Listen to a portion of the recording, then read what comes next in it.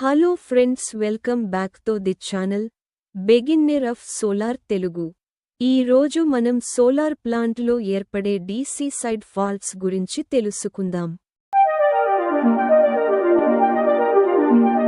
ఈ DC side faults అనేవి solar panels మరియు ఇన్వర్టర్ల మధ్య సంభవిస్తాయి. వీటిలో డీసీ గ్రౌండ్ ఫాల్ట్స్ మొదటివి. ఇవి లైవ్లో ఉన్న కండక్టర్ అనగా కరెంట్ ప్రవహిస్తున్న కండక్టర్ గ్రౌండ్ను లేదా గ్రౌండ్కు అనుసంధానంలో ఉండే మెటల్ పార్ట్స్ను తాకడం వలన ఏర్పడుతుంది. డీసీ గ్రౌండ్ ఫాల్ట్స్ సాధారణంగా కొన్ని సందర్భాలలో ఏర్పడుతాయి.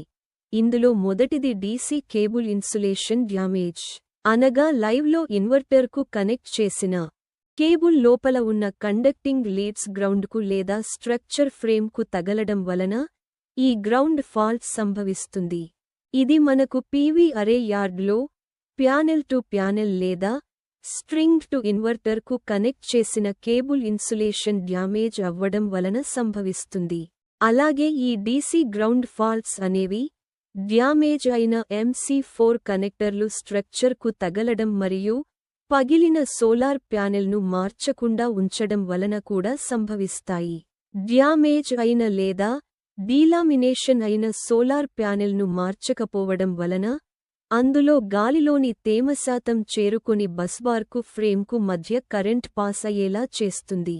ఇక్కడ ఫ్రేమ్ గ్రౌండ్కు కనెక్ట్ చేయబడి ఉంటుంది కాబట్టి మనకు డ్యామేజ్ ప్యానెల్ వలన గ్రౌండ్ ఫాల్ట్ వస్తుంది. డీసీ సైడ్ ఫాల్ట్స్లో రెండవది షార్ట్ సర్క్యూట్ ఫాల్ట్స్. ఇవి రెండు వేరు పొటెన్షియల్లు కలిగిన కండక్టర్లు లైన్ టు లైన్ లేదా రెండు వేర్వేరు స్ట్రింగ్లు ఒకదానితో ఒకటి కలవడం వలన సంభవిస్తాయి. దీని ఫలితంగా స్ట్రింగ్ వోల్టేజ్ తగ్గుతుంది మరియు కరెంటు ప్రవాహంలో అధిక పెరుగుదల కనిపిస్తుంది. ఇంకా మూడవది ఓపెన్ సర్క్యూట్ ఫాల్ట్స్. ఇది సాధారణంగా ఒక సర్క్యూట్లో కరెంటు ప్రవాహాన్ని నిలిపివేస్తుంది. ఓపెన్ సర్క్యూట్ ఫాల్ట్ను స్ట్రింగ్ యొక్క వోల్టేజ్ చెక్ చేయడం ద్వారా తెలుసుకోవచ్చు. ఒక స్ట్రింగ్ యొక్క VOC వాల్యూ 0 వస్తే ఆ స్ట్రింగ్ ఓపెన్ సర్క్యూట్ ఫాల్ట్కు గురైందని అర్థం. ఇంకా చివరిది మాడ్యూల్ ఫాల్ట్స్. ఇవి ఒక సోలార్ ప్యానెల్ లోపం వలన సంభవిస్తాయి. ఇందులో మొదటిది హాట్ స్పాట్. ఇవి ప్యానెల్లో ఒక సెల్పై సూర్యరశ్మిని పడకుండా నీడకు గురైనప్పుడు సంభవిస్తుంది.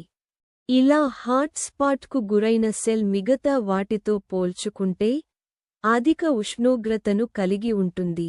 ఇంకా మూడవది PID లాస్, అనగా సోలార్ ప్యానెల్ అధిక వోల్టేజ్ వద్ద నిరంతరం విద్యుత్ ఉత్పత్తి జరుగుతూనే ఉంటుంది కాబట్టి కొంతకాలం తరువాత ఆ ప్యానెల్ పనితీరులో మార్పులు సంభవిస్తాయి మరియు ఆ ప్యానెల్ విద్యుత్ ఉత్పత్తి శాతం కూడా తగ్గిపోతుంది. తరువాతి వీడియోలో మనం స్ట్రింగ్ ఫాల్ట్ రెక్టిఫికేషన్ గురించి తెలుసుకుందాం. చూసారుగా, ఇలాంటి మరెన్నో మీకు సహాయపడే వీడియోలు మీకు మేము అందిస్తూనే ఉంటాము. Don't forget to subscribe to the channel.